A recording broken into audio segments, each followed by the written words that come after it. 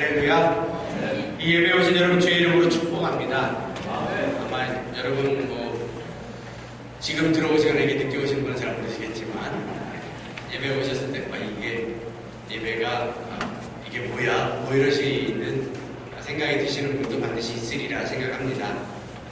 8월부터 우리가 좀 이렇게 예배의 형식을 좀 더 바꿔보려고, 좀 더 열정적으로 하나님께 예배하고자 하는 예배를 바꿔보려고 노력을 했습니다. 그래서 어쨌든 하나님을 향한 우리의 마음과 열정들이 그분을 향해서 온전히 전달될 수 있도록 좀 더 역동적인 예배로 나아가고자 합니다. 여러분, 우리가 하나님을 더 기뻐하며 예배할 수 있는 자들 되시길 주님의 이름으로 축복합니다. 항상 말했듯이 한국인은 흥이 있는 그런 문화가 있습니다. 그래서 원래 우리는 음악이 나오면 어깨춤이 쳐주는 이렇게 둥실둥실 쳐주는 민족이 한국 민족입니다. 그래서 우리 민족의 흥을 살려서 좀 이렇게 예배 때도 한국 민족의 어떤 고유한 하나님께서 주신 우리만의 특성을 가지고 잘 살려서 예배하는 시간 되시길 주님의 이름으로 축복합니다. 동물의 세계에 싸움이 났다고 합니다. 동물의 세계에 싸움이 났습니다. 어느 날 갑자기 싸움닭이 동물들한테 막 찾아옵니다. 그러면서 말합니다. 야, 얘들아, 여기 싸움닭! 여기 싸움닭! 그래서 몰려갔더니 여치가 나타나서 여치마 이러는, 자신 있으면 여치 이러는. 그랬더니 나방이 왜 이래 나방 이러더랍니다. 그래서 옆에서 참새가 막 말립니다. 왜 그래 참새요 좀 참새요. 그랬더니 팬다가 열받아. 오늘 내가 다 팬다. 니네 다 죽었어. 다 팬다. 그랬더니 마지막으로 오리가 흥분한 오리를 딱 때리더니 모리 했다고 합니다. 요즘 이스라엘과 팔레스타인의 기사가 참 심각하더라고요. 세계적으로 싸움이 있습니다. 전쟁이 있습니다. 다툼이 있습니다. 중동에는 시리아, 예멘, 이라크 이런 나라들이 지금 수많은 내전으로 많은 사람들이 보이지 않게 기사 없이 죽어가고 있는 민족들도 수도 없이 많습니다. 이번에 신문 기사에 나온 걸 보니까 벌써 이 이스라엘 팔레스타인 인팔 전쟁으로 인해서 1,700명이 사망했다 이야기합니다. 1,700명이 죽었다. 정말 심각해지는 상황입니다. 이스마엘과 이삭의 후손들, 이스마엘과 이삭의 후손들이 지금 싸움을 벌이고 있는 것입니다. 형제 싸움입니다. 쉽게 말합니다. 한 명은 이삭의 후손이고 한 나라는 이스마엘의 후손입니다. 근데 둘이 지금 형제끼리 싸우고 있는 그런 참 안타까운 일들입니다. 아브라함의 아들들이 지금 이 시대에 와가지고 서로 싸우고 있는 것이죠. 여러분, 왜 이런 일들이 벌어지고 있을까요? 왜 이런 다툼이 끊이지 않고 있을까요? 물론 지금 마지막 때이라서 그런 것도 있지만 이스라엘이든 팔레스타인이든 그들이 하나님을 섬긴다라고 이야기하지만 정작 하나님이 어떤 분이신가를 제대로 알고 있지 못하기 때문입니다. 전 그게 안타까운 일입니다. 정말 하나님을 믿는다고 이야기하지만 하나님을 알고 하나님의 뜻이 무엇인지를 안다고 본인들은 이야기하지만 정작 하나님의 마음을 모르고 하나님의 뜻을 모르는 게 그들의 모습입니다. 만약 그들이 진짜 하나님의 뜻을 알고 하나님의 마음을 안다면 당장 이 싸움을 그치고 화해하며 화목하게 지낼 것입니다. 하지만 그거 모르니까요. 자기 이권을 위하여서 이 나라는 내 나라다. 너희가 나가라 하면서 강한 자가 약자를 누르며 이 약육강식의 어떤 그 법칙으로 지배해버리는 것이죠. 여러분, 기도해 주시길 주님의 이름으로 축복합니다. 이 안타까운 상황들을 위해서 기도해 주시길 주님의 이름으로 축복합니다. 오늘 말씀은 탕자의 비유로 알려진 말씀입니다. 오늘 이 말씀을 통해서 하나님 아버지의 마음에 관하여 나누고자 합니다. 여러분, 하나님이 우리 아버지인 것을 여러분 믿으십니까? 할렐루야. 믿으십니까? 요한복음에 영접하는 자 곧 그 이름을 믿는 자들에게는 하나님의 자녀가 되는 권세를 주셨다라고 말하고 있습니다. 여러분, 하나님의 자녀라고 하는 것은 권세라고 말하고 있습니다. 권세, 특권이라는 이야기입니다. 아무튼 이 특권으로 주어진 하나님 나라의 자녀의 권세를 저와 여러분이 알고 누리고 계십니까? 이것을 잘 알고 누리고 계시냐는 것입니다. 여러분, 하나님은 어떤 분이십니까? 여러분의 하나님은 어떤 분이십니까? 저는 여러분이 큰 아버지를 둔 작은 아이가 되길 주님의 이름으로 축복합니다. 어떤 사람들은 그렇지 않더라고요. 작은 아버지를 둔 큰 아들. 아버지는 조금이요, 보잘것없고 왜소하고 아들이 커서 아들이 설치는 경우들이 있습니다. 그 좋은 모습 아닙니다.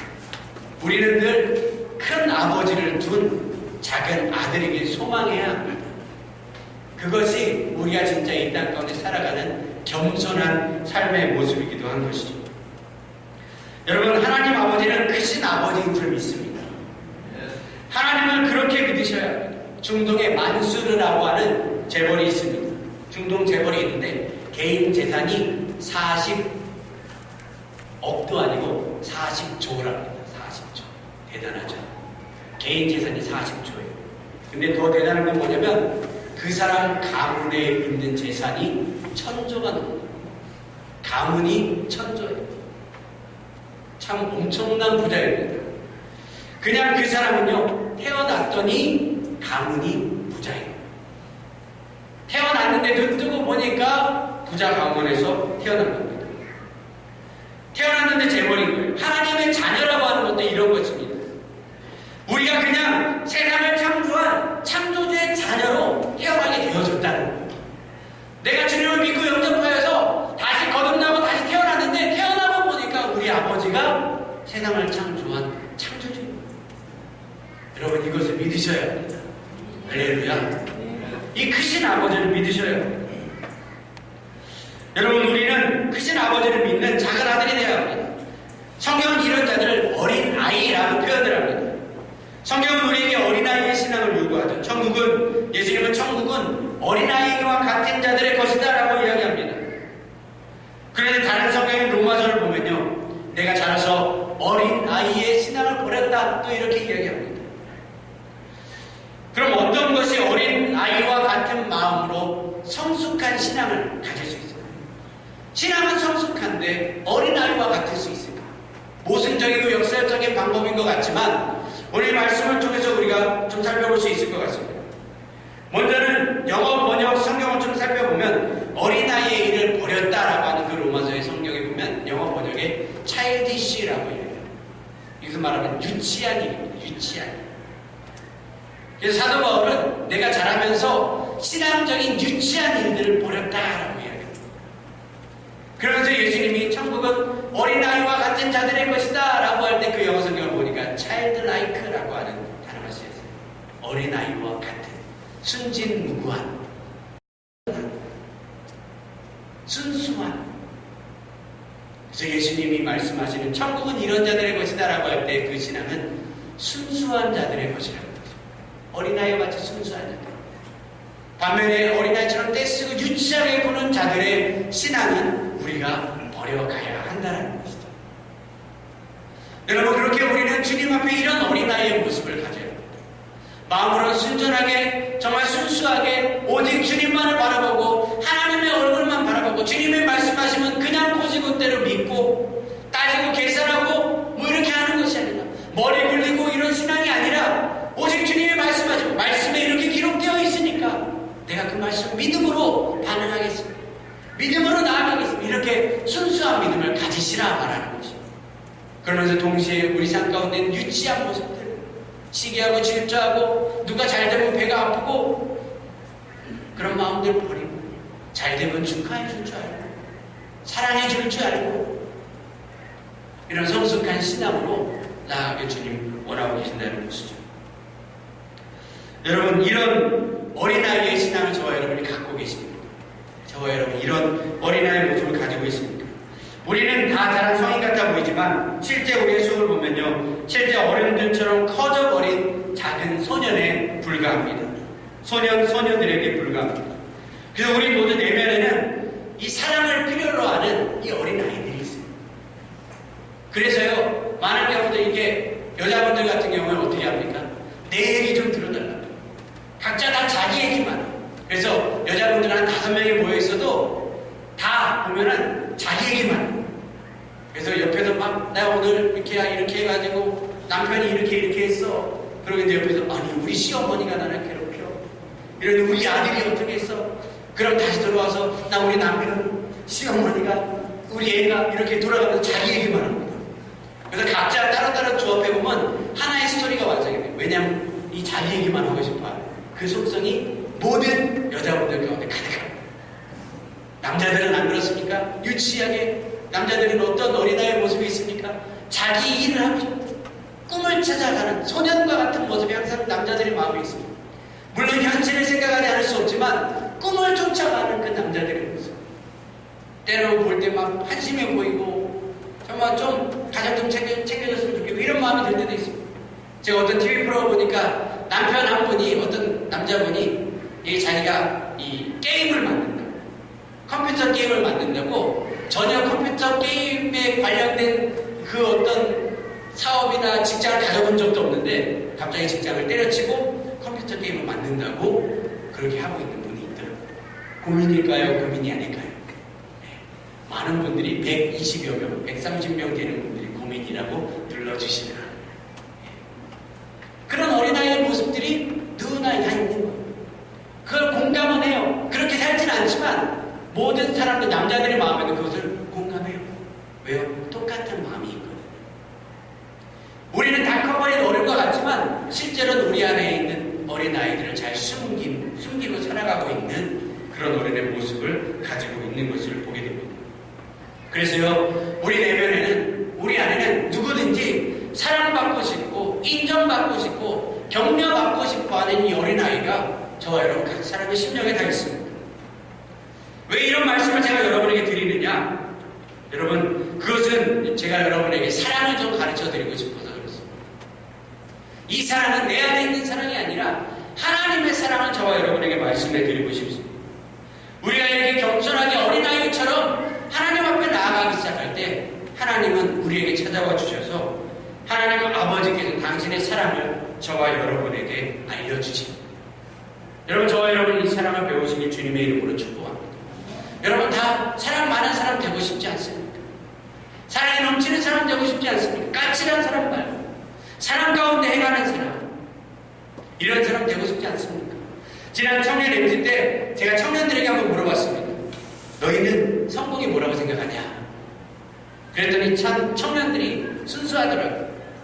그랬더니 돈 많이 버는 거요, 좋은데 취직하는 거요, 이런 이야기 하지 않고 청년들이 뭐라고 고백했냐면, 대부분 뭐라고 고백했냐면 남들에게 도움을 줄 수 있는 사람이 되고 싶습니다. 그런 얘기를 합니다. 남들에게, 다른 사람들에게 도움을 줄 수 있는 사람. 여러분, 그러면 어떠한 도움을 줄 수 있을까요? 어떤 사람이 도움을 줄 수 있는 사람이 될 수 있겠습니까? 그것은요, 사랑이 있는 사람이 도움을 줄 수 있지 않겠습니까? 그 마음에 사랑이 있는 사람, 어려워하는 사람, 힘들어하는 사람을 향한 긍휼한 마음이 있는 사람들이, 사랑하는 마음이 있는 사람들이 그 사람을 진짜 사랑할 수 있지 않겠습니까? 그런데요, 우리 힘으로는 이 사랑이 안 되더라고요. 대부분 하는 고백이 마음은 그렇게 하고 있는데 실제 내 삶에서는 그렇게 못하고 있습니다 라고 하는 고백들을 다 동일하게 하고 있습니다. 그것은 저도 마찬가지입니다. 아마 여러분도 동일하게 고백하시겠죠. 내가 누군가를 사랑해주고 싶고 내가 누군가에게 도움을 주고 싶은데 실제로는 도움을 줄 수 있는 사랑이 우리 안에 있지 않다는 것입니다. 그럼 이 사랑은 누구의 사랑입니까? 어떤 사랑을 해야 할까요? 그것은요, 성경에 보면 해답이 나와 있습니다. 요한일서 4장 19절에 우리가 누군가를 사랑하면 그가 먼저 우리를 사랑하셨습니다 라고 고백하고 있습니다. 우리가 누군가를 사랑할 수 있는 이유는 무엇이냐면 하나님이 먼저 예수 그리스도를 통하여 우리를 사랑해 주셨기 때문이라는 거죠. 여러분, 그래서요, 우리의 사랑은 우리 안에서 나오는 것이 아니라 하나님의 사랑을 경험한 사람, 예수 그리스도 안에서 하나님의 사랑을 경험한 사람들이 그 하나님의 사랑을 세상 가운데 베풀어 줄 수 있다는 것입니다. 우리는 자신과 남을 사랑하는 것을 알기 전에 먼저 하나님 아버지의 사랑을 경험해야 해야 한다는 것입니다. 오늘 이 탕자의 비유는 하나님 아버지의 사랑의 마음에 관하여 정말 잘 표현해주고 있는 말씀입니다. 예수님의 명설교 중에 하나라고 저는 생각을 합니다. 이 비유는요, 예수님이 세리와 죄인들, 정말 부족하고 세상 사람들에게 욕받고 지탄받고 손가락질 당하는 그 사람들을 함께 초청해서 함께 식사하고 함께 교제하는 그 자리 가운데 나오니까, 예수님의 구원을 바라고 이 사람들이 나오니까 바리새인과 서기관들이 예수님을 향하여 조롱하고 모욕합니다. 예수님 보래요. 죄인과 함께하고 그들과 함께 식사하고 죄인들이 앞잡이고 저 사람 죄인들의 괴수고 두목이다. 그렇게 모함을 하고 있는 그 상황 가운데서 예수님이 이 사람들에게 말씀하신, 비유로 말씀하신, 하나님께서 저 하늘에서 한 영혼 돌아오는 것을 얼마나 기뻐하시는가, 그래서 비유를 통해서 말씀해 주고 계시는 것입니다. 하나님 아버지의 마음과 하나님 아버지의 그 영혼을 향한 사랑의 마음을 이야기하고 있는 비유인 것입니다. 이 사랑, 여러분, 저와 여러분이 이 여러분을 향한 이 하나님의 사랑을 받아들이시는 저와 여러분 되시길 주님의 이름으로 축복합니다. 오늘 이 설교를 한 번에 다 할 수는 없습니다. 계속 몇 주 동안 좀 보려고 하고 있습니다. 오늘은 이 탕자의 관점, 둘째 아들의 관점에서 좀 살펴보고자 합니다. 여러분, 이 비유를 듣기 전에 제가 한 이야기를 해드리겠습니다. 미국 한 기독교 가정에서 한 청년이 있었답니다. 미국 기독교 가정에서 자란 한 기독교 청년이 있었답니다. 그런데 그 청년은 그 집안이 너무나 갑갑하게 보입니다. 집안이 너무 답답하게 보입니다. 너무 종교적인 것 같고, 맨날 기독교 하면서 억압하고 뭐 하려고 하면 못하게 하고 이런 것들이 너무 많다 보니까 이 청년이 뛰쳐나가 독립을 부르짖고 길거리 생활을 하기 시작합니다. 부모에 대한 반항심 때문에 내가 삐뚤어져 보겠어, 이런 마음을 가지고 마약도 하고 음란하고 방탕한 생활에 뛰어듭니다. 그러다가 이 청년이 가진 돈이 다 떨어지고 마약을 사야 하는데 돈이 떨어지니까 어떻게 하냐면 마약을 파는 일을 하기 시작합니다. 근데 마약을 파는 일을 하다 보니까 두려움이 오고, 이거 걸리면 깜빵 가는, 이거 걸리면 감옥 가는, 미국은 마약에 대한 그 형벌을 굉장히 강하게 처리합니다. 그래서 감옥 가면 이거 내 인생 끝나는데, 이런 생각을 가지고 있는데, 옆에 있는 친구 하나가 마약 팔다가 이 마약 값을 갚지 못해가지고 마약상한테 엄청나게 두들겨 맞는 것을 보고, 그러면서 병원에서 사경을 헤매는 그 친구를 이 청년이 바라보면서, 아, 이러다가 내가 여기 계속 있다가 이러다 나도 죽겠구나 싶어가지고 하고 있었던 그때 집이 생각나는 거예요. 아, 우리 아버지 그래도 좀 갑갑하지만 집에 돌아가면 그래도 살 수 있겠지. 그러고 돌아갔는데 해피엔딩으로 끝나고 싶은데 집에서 이 청년을 받아들여 주지 않는 거예요. 집안에서도 이 청년을 인정하고 수용하지 못해요. 그렇게 돌아왔는데 마약에 찌들은 이 청년, 그래도 행색 불량하고 이런 청년이 기독교 가정이 능숙한 엄한 가정에서 이 청년 받아들여 주는 거예요. 이 청년이 그 집안에서 또 방황하기 시작합니다. 그러다 이 청년이 어느 날 이제 주님을 만나기 시작해요. 그러면서 아버지의 사랑을 이제 친아버지, 그 엄한 아버지로부터 받지 못했던 그 자비하시고 자기를 인정해주고 포용해주는 것을, 이런 모습임에도 불구하고 마약에 찌들고 성적으로 물러냈고 수많은 죄를 저지른 자신도 하나님이 받아들여주고 나를 사랑해 주시는구나 라고 하는 것을 그의 삶에서 깨닫고 경험하기 시작합니다. 그러면서 이 청년이 눈물을 흘리며 변화되기 시작합니다. 그러면 그 모든 과거의 사람들을 다 청산하고 이제는 정말 하나님을 향해 신실하게 나아가는 그런 청년으로 변화되어 간다라고 하는 그런 글들을 책을 통해서 본 적이 있습니다. 여러분, 이 스토리와 오늘 이 탕자의 비유는 비슷합니다. 집을 나간 둘째 아들, 그리고 그 둘째 아들을 한없이 기다리는 아버지. 이 미국 청년의 가정에서는 이 청년을 받아들여주지 못했지만 오늘 말씀에서는 이 집 떠나간 둘째 아들을 이 아버지는 끊임없이 기다리는 것을 보게 됩니다. 그래서 이 둘째 아들이요, 집으로 다시 돌아올 때 이 아들을 가장 먼저 발견한 사람이 바로 아버지입니다. 왜냐하면 이 아버지는 이 아들이 나간 순간부터 한순간도 이 아들을 놓지 않고 늘 문 밖에서 문 발치에 누가 아들이 오지 않는가 기다리면서 늘 기다리고 있었기 때문입니다. 여러분, 저와 여러분을 향한 하나님 아버지의 사랑이 이러한 사랑인 줄 믿습니다.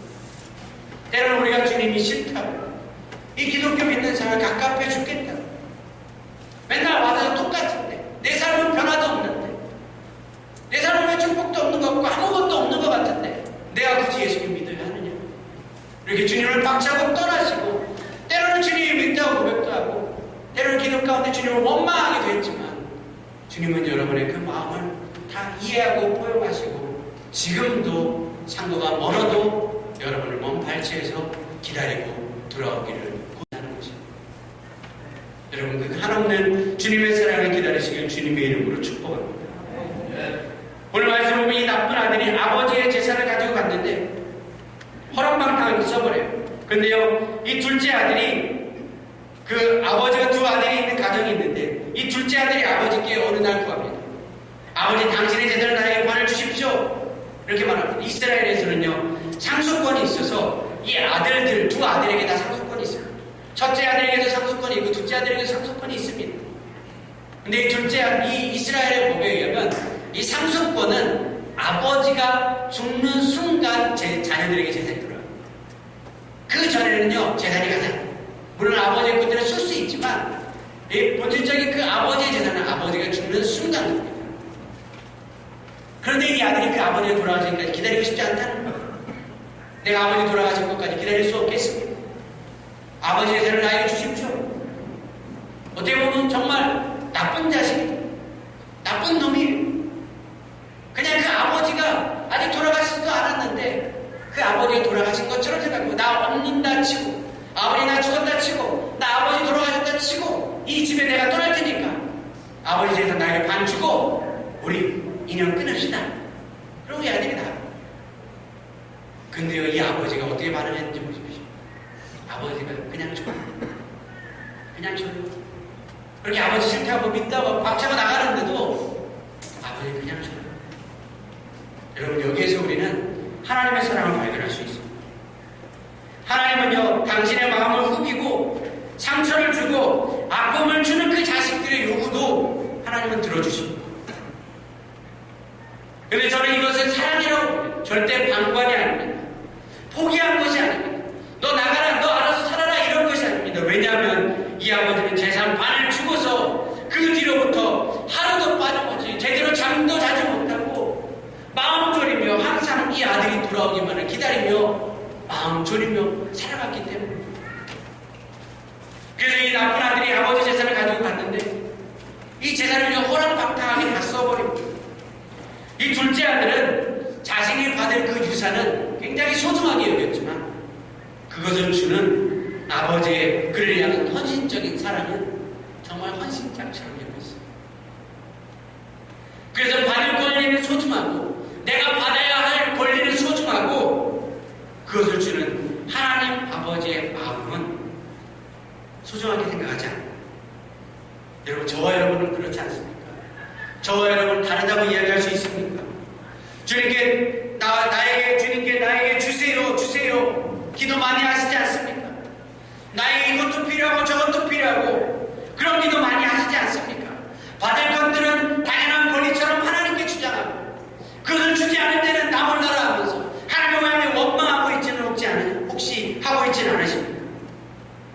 하지만 그것을 여러분 아픈 마음을 가지면서도 주는 하나님 아버지의 마음은 생각해보지 않으셨습니까?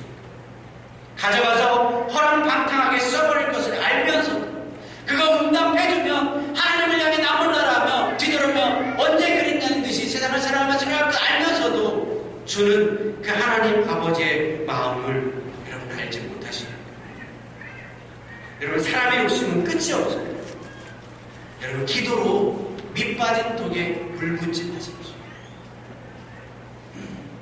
여러분, 아무리 받아도요, 우리가 이 받는 거에 대해, 응답받는 거에 대해서 제대로 된 목적이 없으면 다 허랑방탕하게 되어집니다.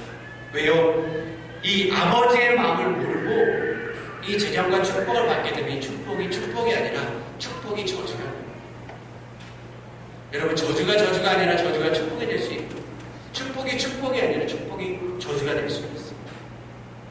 그래서요, 저와 여러분을 향해서 하나님께서 그 조율하신 일을 하는데, 우리는 하나님의 마음을 핥히고 원망하며 억지로 달라고 할 때도 있습니다. 여러분, 돈이 없습니다. 그래서 돈은 애비도 못 알아본다고 이야기하죠. 그래서요, 재정이 훈련되지 않은 자들에게 돈이 주어지면요, 대부분 죄 짓는 일에 사용합니다. 그런데 이 돈의 목적을 알고 성령 안에서 아버지의 뜻대로 돈을 사용하는 훈련이 되어진 사람들은요, 이 돈을요, 얼마나 멋지게 사용하는지 모릅니다. 사람을 살리고 구원하는 일 가운데 생명을 살리고 생명을 주께로 인도하고 죽어가는 그 등불들을, 꺼져가는 등불들을 살리는 일들 가운데 얼마나 귀하게 사용하는지 모릅니다.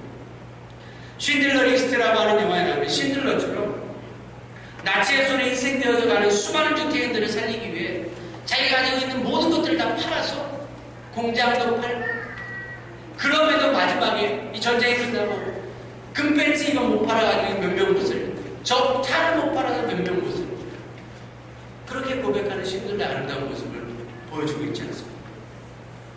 여러분, 이렇게 돈 쓰지 않으려면 우리가 하나님 아버지의 마음을 알아요. 그 자식의 마음 핥히면서 달라고 하는데도 그것을 주면서 아파하면서도 주시는 하나님 아버지의 그 헌신적인 마음. 결국 허름방탕하게 돈을 쓰다가 둘째 아들이 최종적으로 간 곳은 어디냐면 돼지우리입니다. 돼지우리. 축사에서 돼지똥 치우면서 돼지가 먹는 사료 먹으면서 버티는 거예요. 근데 그마저도 안 되었다고 성경은 말하고 있습니다. 다시 말하면 자존심 다 버리고 밑바닥까지, 돼지우리까지 갔는데 그런데도 잘 되지 않더라고요. 직업상, 이 사람이 가지고 있는 직업상, 둘째 아들이 가지고 있는 직업상 돼지는 먹여줄 수 있습니다. 돼지는 배불리해줄 수 있습니다. 하지만 정작 자신은 허기져서 배고파하고 있는 모습을 오늘 말씀은 보여주고 있습니다. 여러분, 이 돼지우리는 세상을 말하고 있죠. 여러분, 세상이 주는 것은 결코 우리를 만족시키지 못합니다. 우리는 기도하며 세상에 있는 것들을 구합니다. 하지만 세상 것으로 진정한 만족은 이루어지지 않습니다. 그리고 세상에 우리가 바라는 것들은 항상 대가를 요구합니다. 세상에는 공짜가 없더라고요. 그는 살아남기 위해서 돼지와 함께 진흙탕을 깁니다. 이제 죽었다 싶은 그에게 그럼에도 그 안타까운 상황 가운데서도 한 가지 희망이 떠오릅니다. 그것은 바로 아버지의 집입니다. 여러분, 진흙구덩이에서 이거 하나 깨달으신다면 여러분, 그것이 은혜인 줄 믿습니다. 풍족하고 부유한 곳에서도요, 이건 못 깨달으면요, 그것은 저주입니다. 우리가 비록 돼지 우리 가운데 박박히며 그 돼지들과 함께 먹고 살지 모르지만 그 가운데서도 돌아갈 아버지의 집이 있다라는 것을 깨달으셨다면 여러분, 그 깨달음 자체가 저와 여러분에게 축복이 되어지는 줄 믿습니다. 하나님께서는요, 우리의 중심을 보십니다. 그래서 하나님께서는 우리에게 주세요, 내 것을 주세요, 나의 삶 속에 가난한 권리 주세요라고 말하는 곳에서 아버지, 이제 내가 변화되겠습니다. 아버지, 저를 변화시켜 주십시오. 내가 당신의 품꾼의 하나 되기를 원합니다. 내가 당신의 당연한 상속자로 여겼던 그 마음에서 돌이켜 이제는 나를 변화시켜 품꾼의 하나와 같이 되어지기를 원합니다. 이제는 내 자신의 권리를 주장하기보다는 아버지께서 주시는 것을 감사함으로 받고 그 집안에 있는 것들을 누리며 자적할 줄 아는 품꾼의 하나라 하더라도 아버지와 함께 있는 것이면 나는 충분합니다 라고 고백하는 그 자리로 우리를 옮겨가기를 원하십니다. 우리는 그저 환경이 바뀌면 모든 것이 다 되는 줄 착각합니다. 하지만 진짜 이것은 착각입니다. 하나님은 우리의 삶의 중심에 변화의 초점을 맞추고 계십니다. 그 아들이 때로는 그 험한 세상에 나가서 고생하며 유리하며 방황하지만 그럼에도 그 가운데 이 아들이 깨닫기를 원하는, 변화되기를 원하는, 오늘 이 하나님 아버지의 마음은 환경을 뛰어넘는 사람으로, 세상이 감당하지 못하는 사람으로 저와 여러분이 변화되기를 간절히 소망합니다. 여러분 말씀 맺습니다. 여러분 우리가 누구를 떠나왔는지를 분명히 보십시오. 지금 혹시 여러분 진흙구덩이에 뒹굴며 큰 위기를 경험하는 자들이 분명히 있는지 모르겠습니다. 혹시 인생의 광풍을 만난 자가 있는지 모르겠습니다. 하지만 그때 여러분 기억하십시오. 우리에게는 돌아갈 곳이 있다는 것입니다. 그것은 바로 아버지의 집입니다. 탕자가 깨달아 돌아갔던 것처럼 저와 여러분도 깨달아 돌아가신다면 우리 아버지는 그 자비하신 손으로 아버지의 따뜻한 손을 벌려 저와 여러분을 맞아주시고 당신의 품 가운데 안아주실 것입니다. 그리고 저와 여러분을 그 등을 토닥여주면서 내 아들아 잘한다. 내 딸아 잘한다. 내가 너를 얼마나 기다렸는지 몰라. 내 새끼 너무나 아름답다. 이쁘다. 우리 함께 잔치하자. 네가 돌아온 것은 나에게 너무나 큰 기쁨이다. 우리 이제 영원토록 함께하자. 떠나지 말자. 손을 꼭 잡아주시면서 저와 여러분의 눈을 바라보시며 이렇게 위로해 주실 줄 믿습니다. 여러분 이런 하나님 아버지의 마음을 같이 찬양하며 고백하기 원합니다. 너는 내 아들이라 우리 같이 고백하시며 우리 같이 예배하실 때 오늘 이 찬양의 가사들을 여러분 주님이 우리를 향해 하시는 말씀이라 생각하시고 우리 찬양의 가사에 여러분의 마음을 담아 우리 같이 고백하며 나아가시겠습니다. 힘들고